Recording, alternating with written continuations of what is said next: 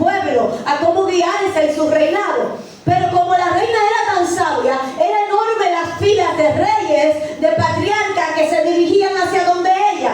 Y resulta que un día específico llegan esas largas filas, numerosos patriarcas, personas de la jerarquía, y estaban todos los importantes allí buscando un sabio consejo de la reina. Como estaban en la hilera o fila, como usted conoce, estaban todos allí en orden. Tenían que llegar bastante temprano porque las primeras personas que llegaban eran los que recibían la atención de la reina. Y llega una persona que no estaba en la hilera, que no era de la jerarquía, que no era de la realeza, que tampoco era reina, era una persona común y corriente. Y esta señora llega vestida normal, mientras todos para vestirse vestían bien para presentarse ante la reina.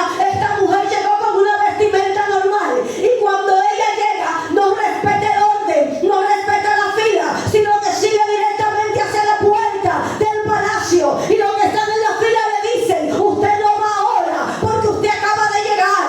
Aquí hay personas que están desde las 5 de la mañana, aquí hay personas que madrugaron para ser de los primeros. Respeta el turno, señora. Y ella dijo: siguen nuevamente las personas: señora, vaya hacia atrás que usted acaba de llegar. Le dijo: y sigue adelante. Pero cuando ella llega a la puerta, inmediatamente ella llega, uno de los jefes de la realeza abre la puerta del palacio y ya ellos están pensando que van a entrar. Y él dijo: todavía no es el momento, ella es la que va a entrar. Y todos la miraron, y hubo uno que no se aguantó y le dijo: pero ¿cómo es que usted acaba de llegar? ¿Cómo es que usted no hizo turno y abrieron solo para que usted entre? Y ella dijo: y no solo entraré, sino que también tengo llave. Yo esperé porque quiero, pero tengo llave de la habitación de la reina. Y cuando allí se asombraron, le preguntaron por qué. Y ella dijo: porque yo soy la que le sirve a la reina, yo soy la que visto a la reina, yo soy la que le diario. ¿Sabes por qué? Que cuando usted le sirve al rey, usted tiene acceso a su presencia. Cuando usted le sirve al rey, usted no tiene que hacer cola. Cuando usted le sirve al rey, usted se conecta directamente con él. Cuando usted le sirve a alguien, no necesita ser de la realeza, no necesita ser de la jerarquía. Usted simplemente entra. Cuando usted le sirve, a usted se le atiende. Cuando usted llega a la puerta, a usted se le abre. Todo aquel que tiene acceso y le sirve al rey tiene acceso a su presencia. En la Biblia nosotros nos encontramos con la descripción de algo muy simbólico para el pueblo de Israel, y es el arca del pacto, que también se conoce como el arca de la alianza o como el arca del testimonio, también como el arca de Jehová. En la Biblia le dan varios nombres, pero cada uno de ellos tiene un sentido de peso. El arca no era más que un cofre de madera de acacia, describe, pero cubierto de oro por dentro y por fuera. Y este tenía 2 querubines en cada esquina, y no obstante, dentro estaban las tablas de la ley de Moisés, los 10 mandamientos que Dios les reveló a Moisés en el Sinaí. Estaban escritos y guardados ahí. ¿Sabes para qué? Para que el pueblo no se olvidara del pacto que Dios hizo con ellos. Entonces, era simplemente un cofre, pero ese cofre tenía un significado para Israel. Ese cofre tenía sentido de peso. El arca estaba guardada en un lugar específico del santuario, y no todo el pueblo tenía acceso al arca, sino más bien solo el sumo sacerdote, una vez al año, entraba allí. ¿Con qué? Cuando el pueblo iba a hacer remisión de pecado, cogía un animal, lo sacrificaba. Recuerda el sacrificio que hacían de un macho cabrio, y esa sangre el sumo sacerdote iba y la derramaba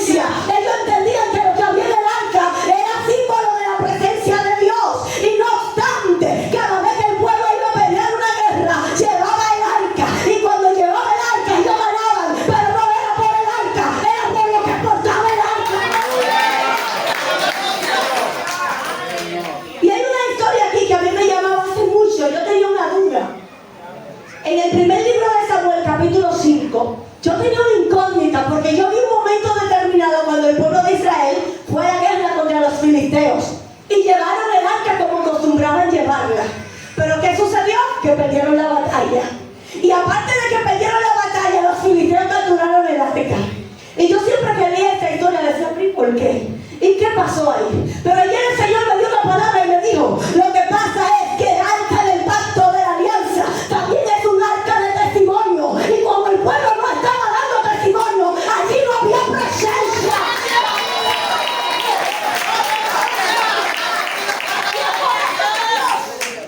Se entregó en manos de los enemigos porque no había presencia. Y si no había presencia, Dios no los respaldaba, porque el asunto no estaba en el cofre de madera, el asunto estaba en lo que portaba de arriba ese cofre de madera. ¡Aleluya! Se llevan los filisteos del arca, capturan el arca de Jehová, pero cuando la capturan la llevan a un lugar como pagano, porque la ponen en el templo de Asdón. Y cuando llega allí, algo que me gusta de esto es que ellos lo ponen en el templo del Dios de ellos. Y ellos, la primera noche, ponen el arca y se van. Pero la mañana siguiente, cuando llegan, la estatua estaba postrada de rodillas delante del arca de la presencia. Paran la estatua. Y la segunda noche, en la mañana, pasa lo mismo. Encuentran nuevamente la estatua postrada. Pero nadie entró allí. Allí no había hombre, solo estaba el arca y la estatua. Y cómo es que la dejan en un lugar y la estatua aparece de rodillas delante del arca. Tremendo la presencia del Eterno. Donde está la presencia de Dios, cualquiera se doblega ante Él. Donde está la presencia de Dios, nada ni nadie le puede detener. Cuando tú portas la presencia, mira, no es lo mismo tener unción que tener presencia. La unción la tiene cualquiera, pero la presencia la porta el que busca y tiene testimonio. Cuando por segunda o tercera vez ya no encontraron el estatua delante del arca, dice la escritura, miren que el templo era del Dios de Adón. Estaba en su propio templo su estatua, en ese templo que crearon para ellos. Y aún estando en su lugar, dice que la tercera vez cuando llegaron, estaba cortada la cabeza de la estatua, la mano de la estatua también sobre el umbral. Y que hasta hoy esto se menciona y se reconoce, porque la estatua estaba despedazada delante del arca de la presencia. Yo dije, wow. La presencia de Dios es tan fuerte que tú no tienes que pelear con tu propia mano. Donde hay presencia, lo que te hace la guerra, tiene Dios que se encarga. Miren, ahí no dice que fue el pueblo de Israel, no dice que fue el sumo sacerdote. Simplemente con estar delante del arca, las manos fueron cortadas, la cabeza fue cortada y puesta encima del umbral. Eso lo hace Dios que tú le sirves. Cuando tú portas presencia, cuando tú conquistas la presencia, Él se encarga de tu batalla, Él se encarga de tu guerra. No importa quién se levante ni cómo lo haga, el que porta la presencia corta y quebranta. Pero dice la escritura que eso no se queda ahí. Los filisteos se intimidaron y dijeron, no queremos esto aquí. Hay que salir de eso. Hay que salir de eso. Ya no lo queremos. Porque hay gente que no está preparada para portar presencia. Porque no todos están preparados. No. Todo el que busca halla. El que pide recibe. Pero el que no da testimonio no está preparado en su vasija para portar la presencia del reino. Los filisteos no estaban descontaminados. Su vida espiritual no estaba arreglada. Eran personas que servían a dioses paganos, no estaban aptos para la presencia. Ahí, fíjense, estamos hablando de la presencia del Rey, de la presencia de gloria. No te estoy hablando de una presencia cualquiera. En este momento vemos que los filisteos se intimidan y dicen, vamos a salir de ella. ¿Y dónde la mandan? La mandan a lo de Gat. Le mandan el arca. En vez de devolverse a Israel, recuerden que Israel era el enemigo. Entonces ellos, en vez de volver a su casa, a su lugar, se la mandan a lo de Gat. Lo de Gat reciben el arca. Pero dice la escritura que Dios hirió a todos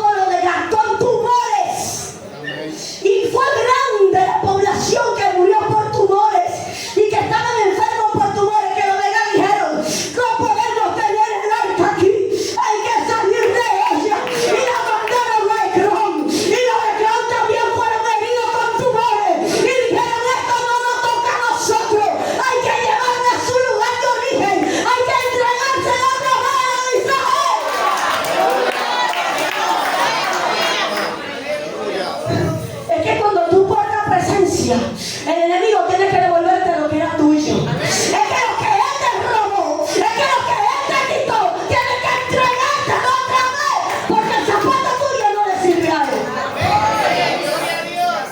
Pero hay algo que a mí me gusta de esa historia. Cuando le llevan nuevamente al pueblo de Israel el arca, acontece algo.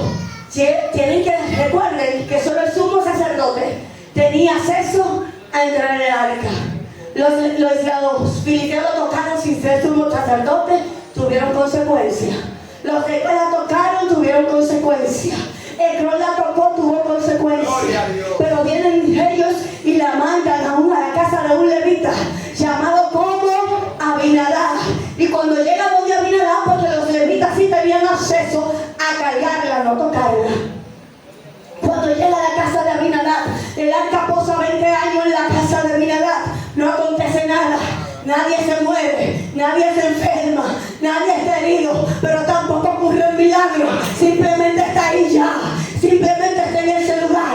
Durante 20 años simplemente se posó ahí. Y recuerden que Saúl era el rey. Durante el reinado de Saúl no provocó, no trajo, no trató de traer el arca ni de moverla. Simplemente Saúl sabía que el arca existía y que estaba en la casa de Abinadab, pero no hacía nada. Inmediatamente muere Saúl y comienza a reinar David. Él dijo: yo no puedo reinar solo, yo tengo que estar cerca de la presencia. Yo voy a buscar el arca que está en la casa de Abinadab, porque el reinado sin presencia no es reinado. Y van a ir a buscar el arca a la casa de Abinadab, que tuvo 20 años allí. Pero resulta que de camino, dice el capítulo 6, el verso 1, que cuando comenzaron a llevar el arca y a trasladarla en todo el trayecto, Abinadab tenía 2 hijos. Uno era Usa, y el otro no me acuerdo el nombre. Pero el caso es que estos 2 muchachos tenían el arca. Ellos la llevaron como con leña, así como con 2 maderos, porque no podían tocarla.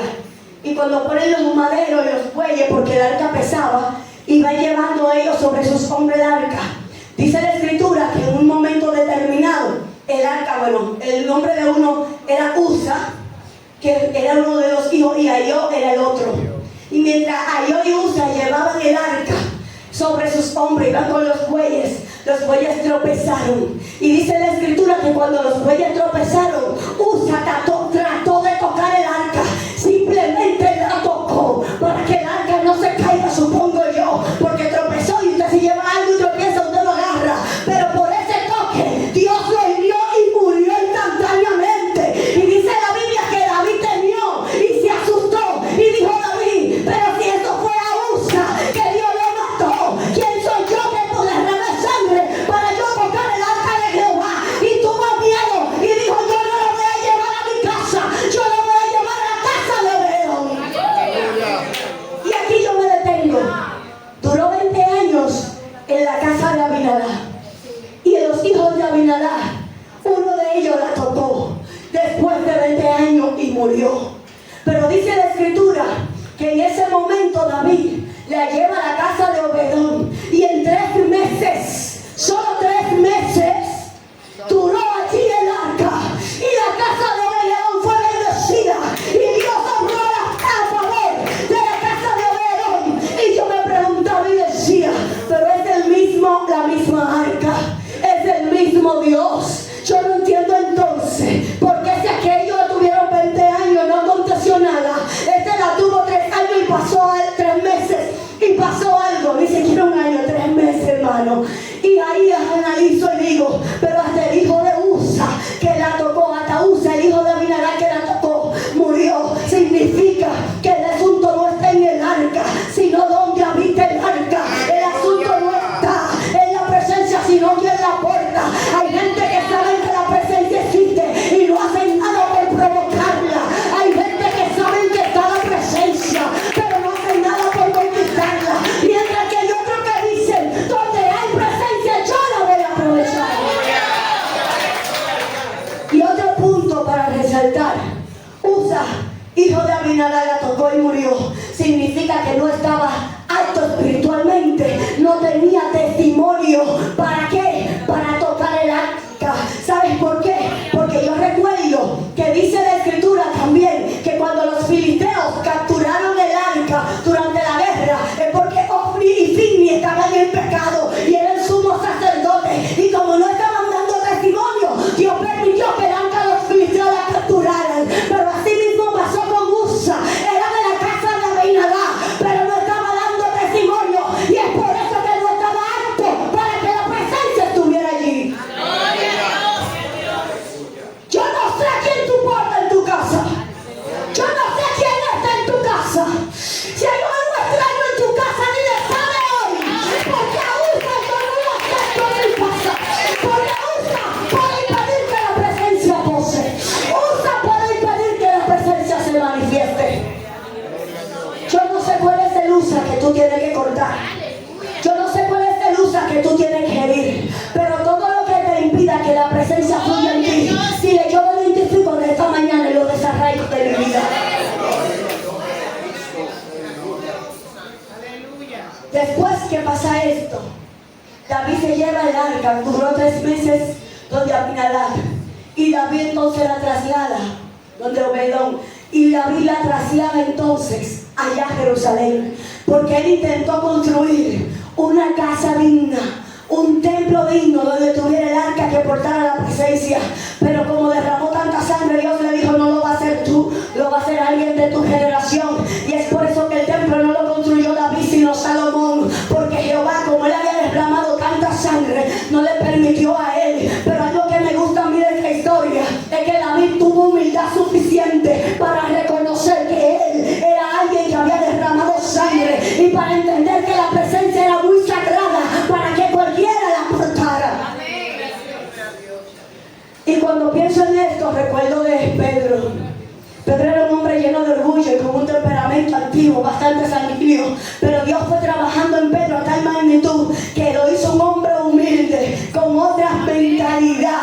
Le cambió el panorama, la actitud, los pensamientos. Se llevó la arrogancia y le enseñó a Pedro que no es lo que Pedro crea, que no es su propio ego, sino lo que porta del cielo. Y después que Pedro entendió esto, hasta la sombra de Pedro sanaba a los enfermos, porque portaba presencia del reino.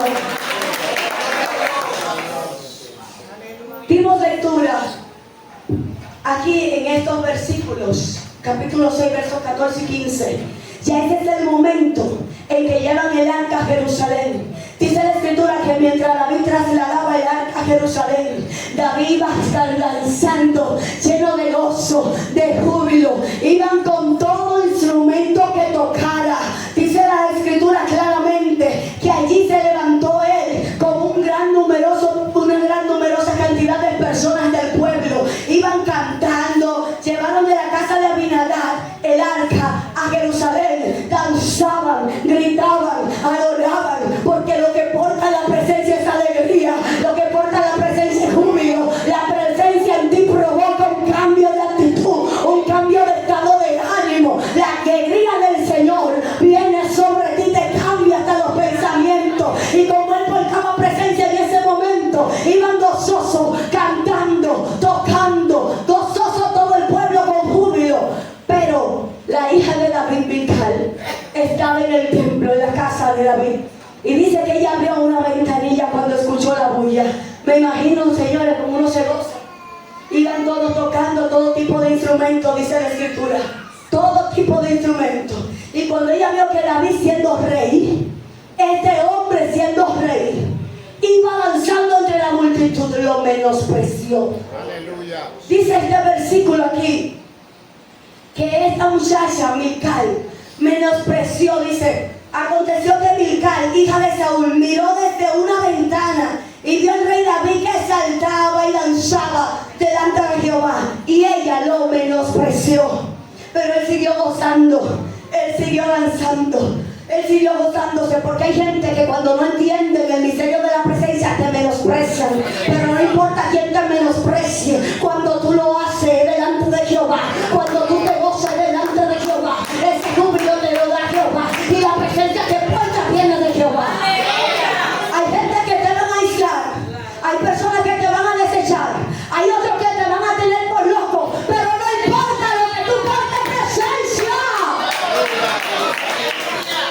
Y fíjense que no fue alguien de afuera que comenzó a menospreciarlo, fue alguien de su casa, que duele más más de sus raíces, de sus entrañas. No importa quién lo haga, tengo para decirte que lo importante es que tú honres a Jehová por encima de todo. Pero cuando Milcal lo menosprecia, siguió gozoso.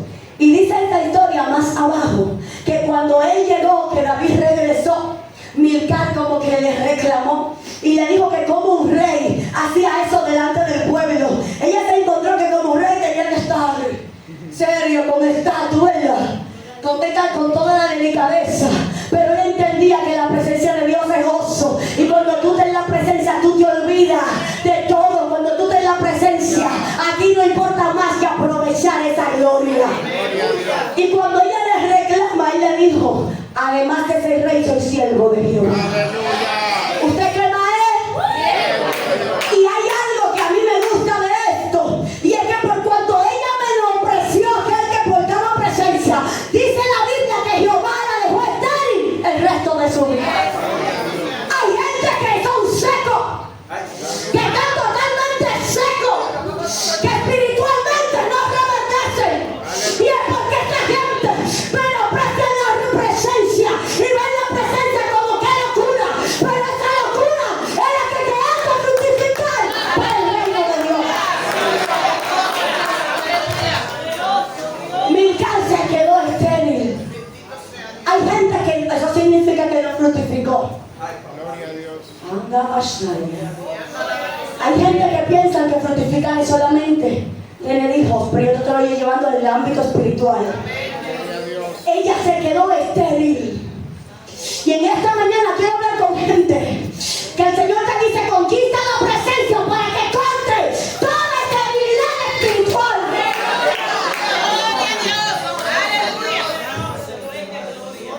Y recuerden que al principio le hablé de la sangre que se derramaba sobre el arca, y allí se llevaba, ¿verdad? Recuerden que ya nosotros vivimos bajo un nuevo pacto. Ya en este tiempo no necesitamos el arca, ese cofre de madera cubierto de oro. Ya no necesitamos ese cofre que llevaban los tres querubines, porque ahora estamos en el nuevo pacto. Si aquel era el antiguo pacto, era el arca, pero ahora tenemos un nuevo pacto. Dice la Biblia en el libro de Hebreo, dice claro, aquí dice la escritura que en Hebreo 9:15, que Jesús vino como mediador para que en él se redima todo aquel pecado, para que él a través de su sangre se ha redimido todo el que entre a su nuevo pacto. Ya tú no necesitas el arca de madera, pero sí necesitas el arca del reino. Jesús es el arca de este tiempo. Jesús es aquel sacrificio. Recuerda que él derramó también la sangre y ayer redimió. Tú no necesitas un sumo sacerdote, no necesitas hacerlo una vez al año. Hay acceso directo a la presencia. Un año tenía que esperar el pueblo de Israel para tener remisión del pecado.